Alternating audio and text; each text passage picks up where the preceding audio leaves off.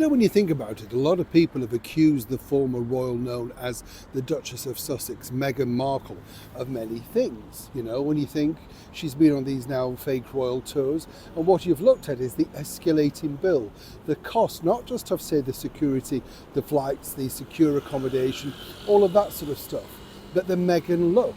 And if you remember when she first joined the British monarchy, all the magazines were sort of telling you exactly how to get that Meghan look, the Markle sparkle as they dubbed it.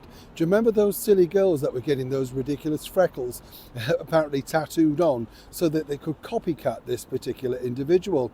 It's a funny stories that you remember covering at the time, thinking, really? You're willing to do this? But apparently so. It's fascinating as the years go down the line to learn from people that were literally at the sort of coalface of this particular drama, exactly what went on behind the scenes. And this particular spat between, of course, Prince Harry, Meghan Markle and His Now Majesty the King, then the Prince of Wales, is truly enlightening.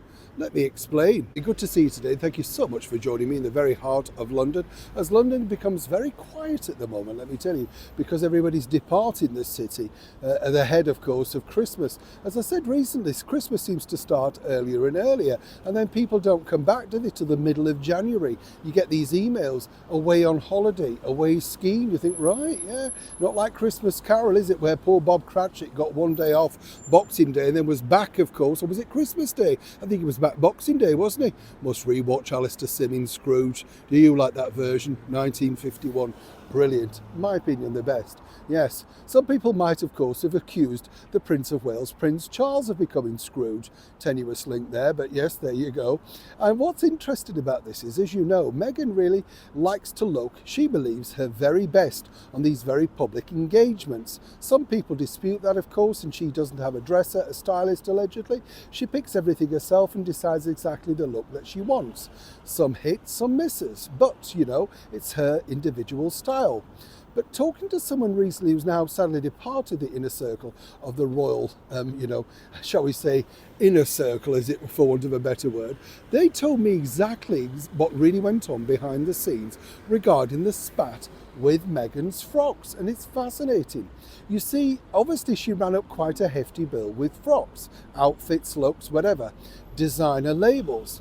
And the bottom line was that the then Prince of Wales basically said, quote, "I simply can't afford your wife," meaning the escalating demands of designer threads that were normally only worn once.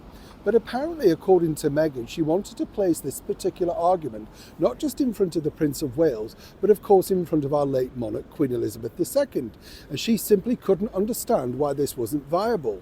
You see, her belief was that so many designers and, you know, the top level of designers all wanted to work with her. So why couldn't she wear those clothes for free, as long as she tipped off people that the clothes that she was wearing, as ever, allegedly. Now, this is, as we know, what happens with celebrities. They get asked on the red carpet, where's the diamonds from, who's the makeup, where's the outfit from? And that is the cloak. You know, oh, I'm dressed by Valentino, or I'm dressed by X, or whatever. You see the story. And Meghan herself really could not understand the will, or indeed the bend, of why the Queen and indeed the Prince of Wales would not really relax this rule. Apparently she didn't understand the grip of it, that it's not about the outfit, it's not about what you're wearing, it's about the charity and the good work that you are there to focus on.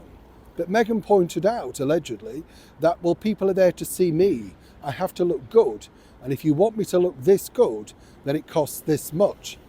And apparently this whole thing literally fell apart. And as Meghan left, apparently the words were, as ever, allegedly, unbelievable.